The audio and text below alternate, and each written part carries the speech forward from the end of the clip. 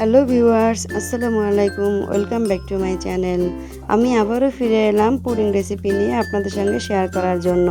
আমার আজকের recipe jackfruit milk pudding recipe. এই রেসিপিটি বানানো খুবই সহজ, খুব সহজভাবেই বানিয়ে নেওয়া যায়। এই মজাদার পুডিংটি যদি বানাতে চান তাহলে আমার ভিডিওটি স্কিপ না করে পুরো ভিডিওটি দেখতে থাকুন এবং আমার চ্যানেলে যারা এখনও সাবস্ক্রাইব করেননি তারা অবশ্যই আমার চ্যানেলটাকে সাবস্ক্রাইব করে পাশে থাকা বেল আইকনটি প্রেস করে রাখুন। আর যারা আগে থেকেই আমার চ্যানেলটাকে অলরেডি সাবস্ক্রাইব করে রেখেছেন তাদেরকে অসংখ্য ধন্যবাদ। তাহলে চলুন যাওয়া যাক, দেখে নেই কীভাবে তৈরি করে জ্যাকফ্রুট উইথ মিল্ক পুডিং। এখানে আমি নিয়েছি খুবই নরম তুলতুলে ফ্রেশ পাকা কাঁঠাল। এই কাঁঠালগুলো খুবই মিষ্টি। এগুলো আমি এখন চিপে ছাঁকনির দ্বারা ছেঁকে তারপরে আমি দেখিয়ে দিব আপনাদেরকে কতটা ফ্রেশ জুস বের হয়েছে এটা থেকে। ভিউয়ার্স, দেখতে পাচ্ছেন কতটা পিওর এবং ফ্রেশ জুস বের হয়েছে এটা থেকে। কোনো রকম আঁশ এবং কোনো রকম লাঞ্চ এটাতে নেই। এখন এই জুসটা সাইডে রেখে আমি দুধের পুডিংটা করে নেব। এখানে আমি 1 লিটার পরিমাণ দুধ নিয়েছি, এটা আমি এখন চুলাতে বসিয়ে দেব। ভিউয়ার্স, দেখতে পাচ্ছেন আমি এখনও কিন্তু চুলার জালটা অন করিনি।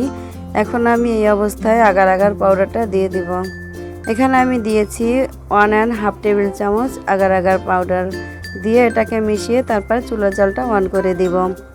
পাউডারটা মিশানো হয়ে গেছে, আমি এখন এর ভেতরে চিনিটাও দিয়ে দিব। আমি এখানে 1/2 কাপ চিনি নিয়েছি, আপনারা চাইলে কমিয়ে কিংবা বাড়িয়ে নিতে পারেন, আপনাদের টেস্টের উপরে বেস্ট করবে চিনিটা। তো এখন এটাকে আমি নেড়ে চেড়ে মিশিয়ে অপেক্ষা করবে বলক আসা পর্যন্ত। ভিউয়ার্স, এই জ্যাকফ্রুট মিল্ক পুডিংটি খেতে কিন্তু খুবই মজার, আপনারা একবার হলেও বাসায় ট্রাই করবেন এটা। আর আমাকে কমেন্ট করে কমেন্ট বক্সে জানিয়ে দিবেন আপনাদের পুডিংটি কেমন হয়েছে।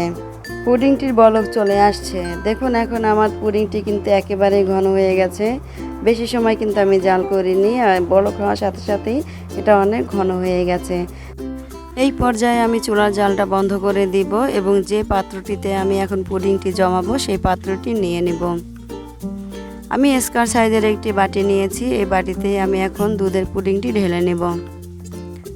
দেখুন পুডিংটি কিন্তু এখনই জমাট জমাট অবস্থানে চলে আসছে। তো আমি এই পর্যায়ে আর নাড়াচাড়া দিব না, রেখে দিব আধা ঘন্টার জন্য। আধা ঘন্টা ফিরে আসছি। আধা ঘন্টা পরে দেখুন আমার পুডিংটি একেবারেই জমাট বেঁধে গেছে। তো এই অবস্থায় আমি এখন পুডিংটি কেটে নিব। ভিউয়ার্স, আমার চ্যানেলে আরও একটি পুডিং রেসিপি রয়েছে, চাইলে আপনারা সেই পুডিং রেসিপিটি দেখে নিতে পারেন। সেখানে আমি বলেছিলাম আমি কোন ব্র্যান্ডের আগার আগার পাউডারটি ইউজ করেছি। আমার চ্যানেলের ডেসক্রিপশন বক্সেও দেওয়া আছে, চাইলে আপনারা সেখানেও দেখে নিতে পারেন।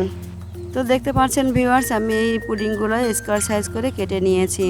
এটা আমি এখন সাইডে রেখে দিব। আমি এখন যে কাঁঠালের জুসটা করে রেখেছিলাম সেটা চুলায় দিয়ে দিয়েছি এবং এর ভেতরে আমি 1/2 কাপ চিনি দিয়ে দিয়েছি, দিয়ে এটাকে ভালো করে মিশিয়ে নিব। জুসটা আমি বেশি সময় জাল করব না, জুসটা আগে থেকে অনেকটা ঘন, তাই আরও যদি জাল করা হয় তাহলে অনেকটাই ঘন হয়ে যাবে। ভিউয়ার্স, আমরা কিন্তু অনেকেই নরম কাঁঠাল খেতে পছন্দ করি না। নরম হয়ে গেছে কিন্তু স্বাদটা ঠিকঠাক আছে, এমন কাঁঠাল দিয়েই আমরা এই পুডিংটি তৈরি করে ফ্রিজে রেখে 3-4 দিন ধরে খেতে পারি।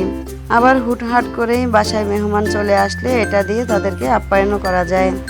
তো এখানে আমি এখন আগার আগার পাউডারটা দিয়ে দিব। আগার আগার পাউডার নিয়েছি 2 টেবিল চামচ। এর ভেতরে নিয়ে নিয়েছি কিছুটা পানি। পানিটা একটু কম হয়ে গেছে, আমি এর ভেতরে আর একটু পানি দিয়ে দিব। দিয়ে মিশিয়ে তারপর আমি আগার আগার পাউডারটা পুডিংয়ের ভেতর ঢেলে দিব। আগার আগার পাউডারটা পানির ভেতর ভিজিয়ে রাখা যাবে না, এটাকে পানির ভেতর গলিয়ে তারপর তাড়াতাড়ি করে দিয়ে দিতে হবে, তা না হলে এটা শক্ত হয়ে যাবে, পুডিংয়ের ভেতরেও মিশবে না। আর পুডিংয়ের ভেতরে যদি না মিশে তাহলে আপনার পুডিংটি একেবারে নষ্ট হয়ে যাবে। পুডিংটি খুব দ্রুতভাবে নেড়ে এটাকে ভালো করে মিশিয়ে নিতে হবে। মেশানো হয়ে গেলে এটাকে আমি ঠান্ডা করব না, ঠান্ডা করলে আরও জমাট বেঁধে যাবে। তো আমি আগে থেকে যে দুধের পুডিংটা করে রেখেছিলাম সেই পুডিংয়ের ভেতরে এই মিশ্রণটি ঢেলে দিব।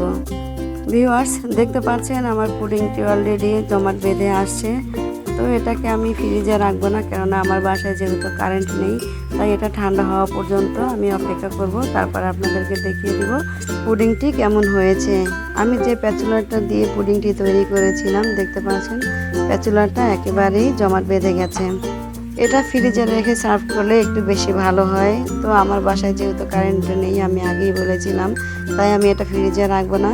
আপনারা চেষ্টা করবেন ফ্রিজে রেখে তারপরে এটা সার্ভ করার জন্য, কেননা ঠান্ডা ঠান্ডা পুডিং খেতে এই গরমে একটু বেশিই ভালো লাগে। তো এটাকে আমি এখন ট্রেতে ঢেলে কেটে আপনাদেরকে দেখিয়ে দেবো পুডিংটি কেমন হয়েছে। আপনারাও কিন্তু এভাবে পুডিং বানিয়ে আমার কমেন্ট বক্সে জানিয়ে দিবেন আপনাদের পুডিংটি কেমন হয়েছে।